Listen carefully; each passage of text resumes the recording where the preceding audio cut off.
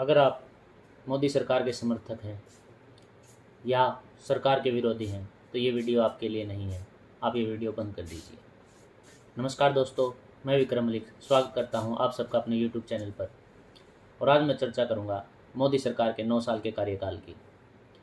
मैंने वीडियो की शुरुआत में जो कहा उसके पीछे तर्क ये है कि मैं जानता हूं कि समर्थकों को ये 9 साल बेमिसाल लगे हैं और विरोधियों को ये 9 साल बदहाल नज़र आए हैं। यदि आपने चैनल को अब तक सब्सक्राइब नहीं किया है तो चैनल को सब्सक्राइब कर दीजिए। आपकी सपोर्ट हमारे लिए बहुत अहम है। मैं आज विश्लेषण करूंगा मोदी सरकार के कामकाज का। क्या अच्छा हुआ, क्या बुरा हुआ, सिर्फ ब्लैक एंड वाइट, कोई भी राजनीतिक चर्चा नहीं, सिर्फ फैक्ट्स पर सरकार का रिपोर्ट कार्ड। एक रिपोर्ट के मुताबिक 2024 में देश में 100 करोड़ वोटर हो जाएंगे। ऐसा किसी भी देश में इससे पहले नहीं हुआ है। हमारा देश 100 करोड़ वोटर वाला पहला लोकतांत्रिक देश होगा। और इतने वोटर्स के लिए सरकार का रिपोर्ट कार्ड बहुत ज़रूरी है, क्योंकि जब वो 2024 में वोट डालने जाएंगे तो किसी कसौटी पर सरकार को परखेंगे। हमारी इसको परखने की कसौटी होगी सरकार का चुनावी घोषणा पत्र और सरकार के वायदे, 9 साल में सरकार का रिपोर्ट कार्ड। लेकिन इन सबसे पहले आप ये वीडियो देख लीजिए। हम मोदी जी को लाने वाले हैं, अच्छे दिन आने वाले हैं। महंगाई को लगातार बढ़ाने वालों जनता माफ नहीं करेगी। युवाओं को बेरोजगार रखने वालों जनता माफ नहीं करेगी। हमारी बेटियों को सुरक्षा न दे पाने वालों जनता माफ नहीं करेगी। चलो हालात बदले, देश की सरकार बदले, भाजपा को वोट दे, अब की बार मोदी सरकार। तमाम जो नारे आपने सुने, इन्हीं नारों ने मोदी लहर को घर घर पहुंचा दिया था। उस समय यूपीए सरकार भ्रष्टाचार के मुद्दे पर बुरी तरह घिरी हुई थी। 2G स्कैम, कॉमनवेल्थ स्कैम, आदर्श घोटाला और पता नहीं क्या क्या। उस समय कहा जाता था कांग्रेस मतलब कट, कमीशन और करप्शन। उस समय रामलीला मैदान में रोज आंदोलन होते थे। अन्ना हजारे लोकपाल आंदोलन, बाबा रामदेव का काला धन आंदोलन, इंडिया अगेंस्ट करप्शन वाले केजरीवाल के आंदोलन। 2014 में जनता में चुनावी मुद्दा महंगाई हुआ करता था। चौंकना मत, क्योंकि उस समय महंगाई दर 8.3% थी। घरेलू गैस सिलेंडर के लिए भारत बंद हुआ करता था। पेट्रोल 70 रुपये तो डीजल 55 रुपये होता था, जो कि बहुत बड़ा मुद्दा था। सरसों का तेल 100 रुपये, दाल 75 रुपये, चावल 29 रुपये प्रति किलो हुआ करता था। हो सकता है आज जब आप ये वीडियो देखें तो कहें आज के हिसाब से तो ये कुछ भी नहीं है, पर 2014 में महंगाई देश का सबसे बड़ा मुद्दा था। इसके अलावा दिल्ली, पुणे, मुंबई, वाराणसी और सीमा पर आतंकवादी हमले भी 2014 के बड़े चुनावी मुद्दे थे। उस दौर में रुपए की गिरती कीमत पर प्रधानमंत्री पर तंज कसे जाते थे। जैसे उस समय के मुख्यमंत्री नरेंद्र मोदी ने प्रधानमंत्री पर तंज कसते हुए कहा था कि गिरता रुपया पीएम की उम्र से दौड़ कर रहा है। सुषमा स्वराज जी ने कहा था रुपए ने अपनी कीमत खोई है और पीएम ने अपनी प्रतिष्ठा। लॉ एंड ऑर्डर के मुद्दे पर भी सरकार को घेरा जा रहा था। उस समय का सबसे चर्चित केस निर्भया कांड, और उस पर देश ने महिला सुरक्षा मुद्दे पर सबसे बड़ा आंदोलन देखा। 2014 के प्रवासी भारतीय सम्मेलन में पीएम मनमोहन ने कहा था कि there is no reason to despair about our present और worry about our future, we are heading into better times ahead.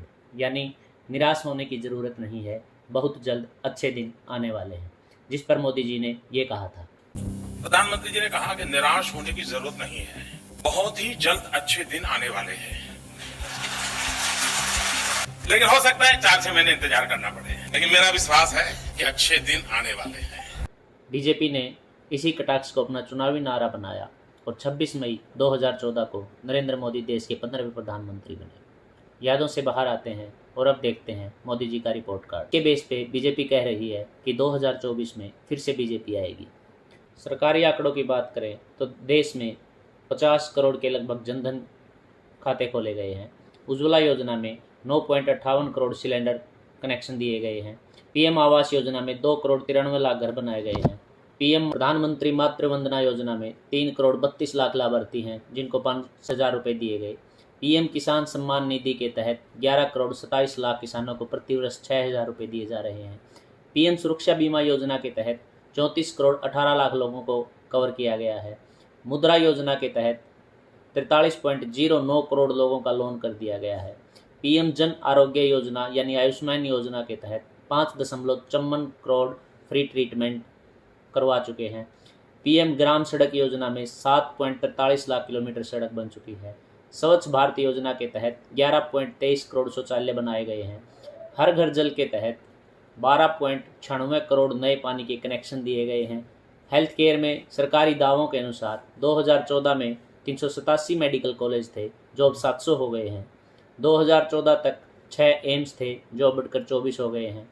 शिक्षा में सरकार कहती है कि IIT 16 से बढ़कर 23 हो गए हैं, यूनिवर्सिटी 723 से बढ़कर 1100 हो गई हैं और IIM जो 2014 में 13 थे वो बढ़कर 20 हो गए हैं।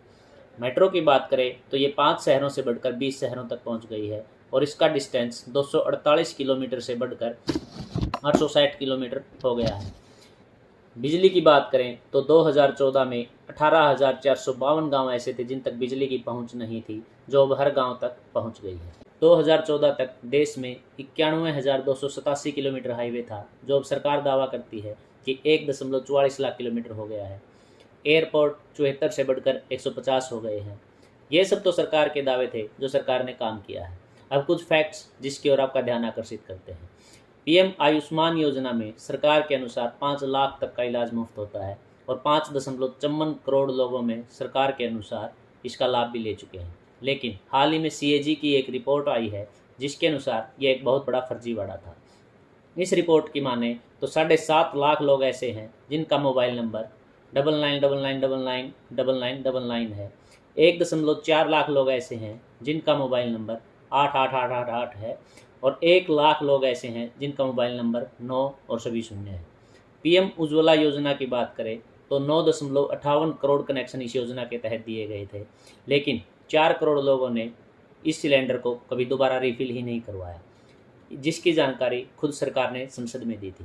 मई 2014 में दिल्ली में सिलेंडर की कीमत 928 रुपये थी, लेकिन उस पर सरकार 450 रुपये सब्सिडी देती थी, यानी उस वक्त सिलेंडर की कीमत 479 रुपये आम आदमी को पड़ती थी।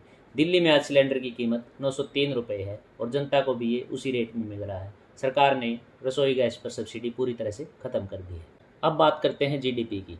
2014 में देश की GDP करीब 7% की दर से बढ़ रही थी, जो 2016 में बढ़कर 8% से ऊपर ग्रोथ रेट पर चली गई थी। लेकिन 2016 में आई नोटबंदी ने इसकी रफ्तार पर ब्रेक लगा दिए। 2017 में GST आने से अर्थव्यवस्था की हालत और पतली हो गई। 2017 में GDP ग्रोथ रेट घटकर 7.2%, तो 2018 में यह घटकर 6% रह गई। 2019-20 में यह और घट गई और यह मात्र 3.7% रह गई। 2020 में कोरोना आ गया और जिसकी वजह से GDP रफ्तार घटकर माइनस में चली गई, जिससे देश आज भी उभरने में लगा हुआ है। अब बात करते हैं किसानों की। 2017 में PM ने कहा था कि 2022 तक किसानों की आय दोगुनी कर दी जाएगी। इसी के तहत PM किसान सम्मान निधि योजना चलाई गई, जिसके तहत किसानों को सालाना 6,000 रुपये दिए गए। लेकिन नेशनल सैंपल सर्वे NSS की एक रिपोर्ट के अनुसार भारतीय किसान परिवारों की औसत मासिक आय 10,000 रुपये है, जिसमें से फसल से आय मात्र 3,798 रुपये, जो कि 2014 में 3,081 थी, यानी कि सिर्फ 798 रुपये की बढ़ोतरी।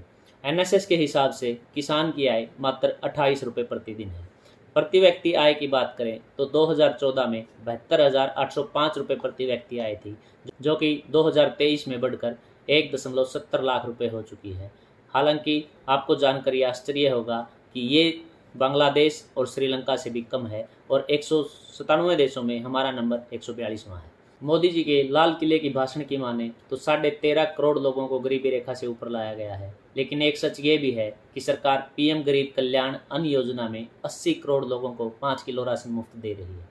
PM मोदी की सबसे महत्वाकांक्षी योजना मेक इन इंडिया थी। इस योजना के बाद भारत का इंपोर्ट 2 गुना बढ़ गया है। 2014 में भारत ने 27.15 लाख करोड़ का इंपोर्ट किया था, यानी कि इतना आयात किया था, जबकि 22-23 फाइनेंशियल ईयर में 57.3 लाख करोड़ का इंपोर्ट हुआ है। हालांकि इसके साथ साथ भारत का एक्सपोर्ट भी दुगना हो गया है। विदेशी कर्ज की बात करें तो NDA सरकार में यह हर साल बढ़ रहा है। हर साल औसतन 20 अरब डॉलर का विदेशी कर्ज भारत पर बढ़ रहा है। 2014 में RBI की माने तो भारत पर 440.6 अरब डॉलर का विदेशी कर्ज था, जो 2023 में हर साल 20 अरब डॉलर की गति से बढ़ते हुए 624.7 अरब डॉलर पहुंच गया है। बेरोजगारी आज का देश का सबसे बड़ा मुद्दा है। एनडीए सरकार में बेरोजगारी दर बढ़ी है। सीएमआई की रिपोर्ट के अनुसार अभी देश में 41 करोड़ लोगों के पास बेरोजगार है, जबकि 2014 में 43 करोड़ के पास रोजगार था और इन 10 सालों में भारत की जनसंख्या करीब 15 करोड़ के आसपास बढ़ी हुई है। सीएमआई की रिपोर्ट के अनुसार आधे से अधिक लोगों ने नौकरी की तलाश छोड़ दी है। सरकार का दावा है कि ये लोग स्टार्टअप की ओर चले गए हैं। तो हम ये आपके ऊपर छोड़ते हैं कि क्या 45 करोड़ लोग स्टार्टअप की ओर चले गए हैं या वो बेरोजगार हैं। बेरोजगारी पर अंतिम सरकारी रिपोर्ट 2019 में आई थी, जिसके अनुसार बेरोजगारी के 45 साल का रिकॉर्ड टूट गया था। 2014 में बेरोजगारी दर 3.3% थी, जो 8% से भी ऊपर है। 2014 का सबसे बड़ा मुद्दा महंगाई डायन खाए जात है, उसकी चर्चा करें तो ये आज भी एक मुद्दा है। 2014 में पेट्रोल दिल्ली में 71 रुपये प्रति लीटर था, जो 97 रुपये प्रति लीटर हो गया है। डीजल 57 रुपये से बढ़कर 90 रुपये प्रति लीटर मिल रहा है, जिसमें मुख्य रोल अदा किया है एक्साइज ड्यूटी ने। एनडीए सरकार में पेट्रोल पर एक्साइज ड्यूटी 2.5 गुना तो डीजल के ऊपर लगभग 5 गुना बढ़ा दी गई है। अब सरकार के वो ड्रीम प्रोजेक्ट जिनको समय सीमा खत्म हो चुकी है, लेकिन उनकी पूरी होने की पूरी उम्मीद है, जैसे पीएम आवास योजना के तहत 31 मार्च 2022 तक हर भारतीय को पक्का घर मिलना था, जिसकी समय सीमा बढ़ाकर मार्च 2024 कर दी गई है और इसकी रफ्तार को देखते हुए लग रहा है कि इस टारगेट को हासिल कर लिया जाएगा। 2022 तक हर घर बिजली का लक्ष्य प्राप्त कर लिया गया है, लेकिन 24 घंटे बिजली की परिकल्पना जो हमने की थी उससे अभी भी हम कोसों दूर है। एक और दावा 2018 में मोदी जी ने 5 ट्रिलियन अर्थव्यवस्था का किया था कि 2022 तक भारत की अर्थव्यवस्था 5 ट्रिलियन तक हो जाएगी। सितंबर 2023 तक ये आंकड़ा 3.75 ट्रिलियन तक अटका है। इसमें कुछ प्रभाव कोरोना का भी रहा है, लेकिन रफ्तार को देखते हुए इसे पूरा होने में भी बहुत समय लगेगा। साल 2017 में मोदी जी ने वादा किया था कि 2022 तक किसानों की आय दुगनी कर दी जाएगी, जिसकी सच्चाई मैं 28 रुपये प्रतिदिन की आय बताकर आपको पहले ही बता चुका हूँ। मोदी सरकार की एक और बड़ी योजना थी बुलेट ट्रेन। मोदी जी ने 2017 में पहली बुलेट ट्रेन की आधारशिला रखी और कहा था 2022 में जब देश अपनी 75वीं स्वतंत्रता वर्षगांठ मना रहा होगा तो देश में बुलेट ट्रेन दौड़ रही होगी। हालांकि सितंबर 2023 आ चुका है और अभी तक ना बुलेट ट्रेन दौड़ी है और ना वो बनकर तैयार हुई है। हालांकि वंदे भारत ट्रेन अभी देश में दौड़ रही है और इसके अच्छी प्रोग्रेस भी दिखाई दे रही है। अब बात करते हैं वर्ल्ड इंडेक्स में भारत की रैंकिंग की। गोदी मीडिया और दरबारी मीडिया के दौर में वर्ल्ड प्रेस फ्रीडम इंडेक्स में भारत 180 देशों में 161वें नंबर पर है। ईज ऑफ डूइंग बिजनेस में वर्ल्ड बैंक के अनुसार भारत का स्थान 63वां है, जो 2014 में 142वें नंबर पर था, यानी देश में व्यापार करना आसान हुआ है। ग्लोबल हंगर इंडेक्स में भारत 121 देशों में 107वें नंबर पर है। इस रिपोर्ट के अनुसार हर 7वां भारतीय भूखमरी का शिकार है। 2014 में इस इंडेक्स में भारत का स्थान 50वां था। ह्यूमन डेवलपमेंट इंडेक्स में भारत 191 देशों में 132वें स्थान पर है। ये रैंक देश के शिक्षा, स्वास्थ्य और प्रति व्यक्ति आय के ऊपर बनाई जाती है। वर्ल्ड हैप्पीनेस इंडेक्स में भारत की रैंकिंग 136 देशों में 126वें नंबर पर है। सरकार इन विदेशी रिपोर्टों को अक्सर खारिज करती रहती है। अब भारत में बहुत कुछ पहली बार भी हुआ है। जुलाई 2022 में भारत को राष्ट्र की पहली आदिवासी महिला राष्ट्रपति द्रौपदी मुर्मू जी मिली। 23 अगस्त 2023 को भारत चंद्रयान 3 के साथ चांद के साउथ पोल पर उतरने वाला दुनिया का पहला देश बना। मोदी सरकार में ही सवर्णों के गरीबों को 10% EWS आरक्षण भी मोदी सरकार में मिला। इसी सरकार में देश को पहला CDS विपिन रावत जी के रूप में मिला, जो कारगिल के समय से डिमांड चली आ रही थी। मोदी सरकार ने देश के सबसे पुराने मुद्दों में से एक राम मंदिर का निर्माण कार्य शुरू करवाया। ये निर्माण कार्य सुप्रीम कोर्ट के आदेश के बाद शुरू हुआ। 5 अगस्त 2020 को पीएम मोदी ने राम मंदिर की नींव रखी। पीएम मोदी राज में ही दुनिया का सबसे बड़ा टीकाकरण अभियान भी चलाया गया, जिसमें 220 करोड़ से ज़्यादा डोजेज लगाई गई। साथ ही 100 से अधिक देशों को वैक्सीन सप्लाई भी किया गया। मोदी सरकार में ही देश पहली बार G20 का अध्यक्ष बना। अब बात करते हैं देश की बदलती तस्वीर की। भारत दुनिया की सबसे तेज़ी से बढ़ती अर्थव्यवस्था है। इस वक्त हमारा देश दुनिया की 5वीं सबसे बड़ी अर्थव्यवस्था है। 2014 में हम 10वें नंबर पर थे। इंफ्रास्ट्रक्चर पर देश में बहुत बदलाव हुआ है। देश में दुनिया की सबसे ऊंची मूर्ति की स्थापना सरदार पटेल की मूर्ति स्थापना गुजरात में की गई। दुनिया का सबसे बड़ा cricket stadium Narendra Modi stadium Gujarat Bharat में ही है। दुनिया का सबसे ऊंचा रेलवे ब्रिज जो आईफिल टावर से भी 35 मीटर ऊंचा है, भारत के जम्मू का चिनाब ब्रिज है। 10,000 मीटर से भी ज़्यादा ऊंचाई पर दुनिया की सबसे बड़ी अटल टनल भी भारत में ही है। दुनिया की सबसे ऊंची मोटरेबल रोड भारत में ही है, जो ब्रो यानी कि BRO ने 19,300 फीट की ऊंचाई पर लद्दाख में बनाई है। राजस्थान के जोधपुर में दुनिया का सबसे बड़ा सोलर विंड पार्क बन रहा है। इन सब के अलावा बीजेपी का सबसे पुराना घोषणा पत्र वादा यानी कश्मीर की धारा 370A और 35A को बीजेपी ने 5 अगस्त 2019 को ख़त्म कर दिया था। 2014 का घोषणा पत्र के तहत 3 तलाक कानून को विधेयक पास करके गैर कानूनी करार दे दिया गया। राम मंदिर निर्माण भी मोदी सरकार का तीसरा बड़ा सबसे वादा था जो पूरा हो गया है। चौथा वादा था घोषणा पत्र में समान नागरिक संहिता UCC का, जिसकी सुगबुगाहट आजकल जोरों पर है। लेकिन मेरे हिसाब से मोदी सरकार की सबसे बड़ी अचीवमेंट है डिजिटल इंडिया। UPI ने देश की तस्वीर बदल कर रख दी है। डाटा क्रांति ने इंटरनेट को आज हर व्यक्ति तक पहुंचा दिया है। अब वो मुद्दे जिनके ऊपर सरकार की सबसे ज़्यादा आलोचना होती है और सरकार उसमें जवाब देने से अक्सर बचती रहती है। सबसे बड़ा मुद्दा महिला सुरक्षा मुद्दा। सरकार 2014 में आई तो मोदी सरकार ने महिला सुरक्षा पर UPA सरकार को बहुत घेरा था, लेकिन कुछ मुद्दे ऐसे आए जिन पर सरकार छिपती नजर आई। सरकार के ही मंत्री ऐसे मामलों में घसीटे गए जिसमें सरकार ने कोई जवाब नहीं दिया।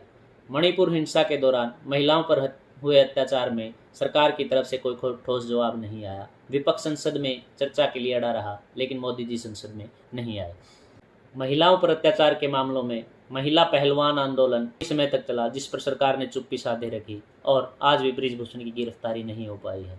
इसके अलावा कई सवाल खड़े हुए। गोपाल कांडा, खेल मंत्री हरियाणा के संदीप सिंह, कुलदीप सेंगर सहित कई मुद्दे ऐसे थे जहां सरकार आरोपियों के साथ खड़ी नजर आई और उस पर कोई कार्रवाई अब तक नहीं हुई है।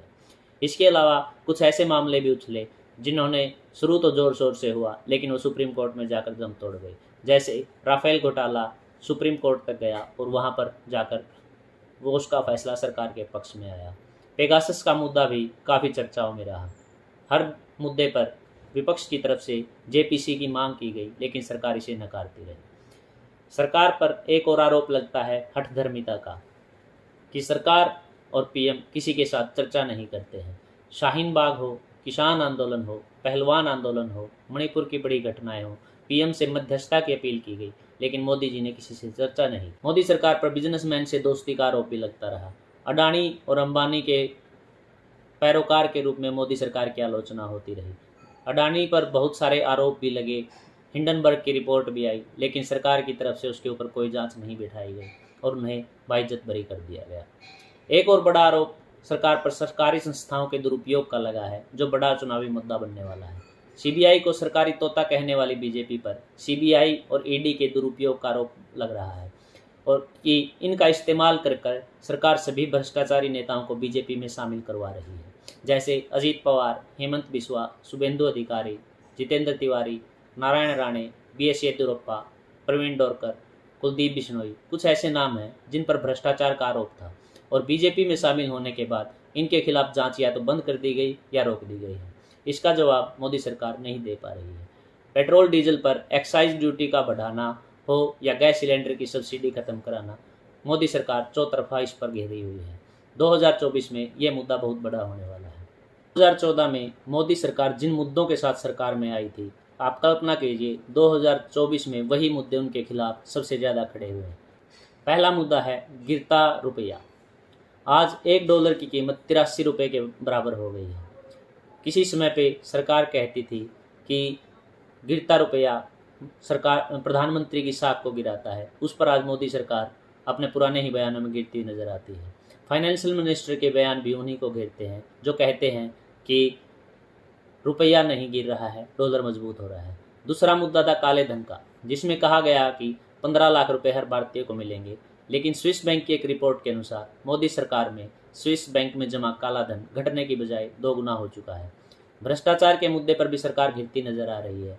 जिस CAG ने कॉमनवेल्थ, 2G, कोल आदि घोटाले निकाले, उसी ने हाल ही में कुछ घोटालों की घोषणा की है कि 7 ऐसी परियोजनाएं हैं जिनमें घोटाले हुए हैं, जैसे आयुष्मान घोटाला, सड़क घोटाला, जिसमें 1 किलोमीटर सड़क का खर्च 250 किलोमीटर आया है भारतमाला परियोजना में, फरक्का रैपिड ट्रांजिट परियोजना, अयोध्या विकास परियोजना आदि, जिस पर सरकार की तरफ से ना तो जांच हो रही है ना ही कोई जवाब आया है।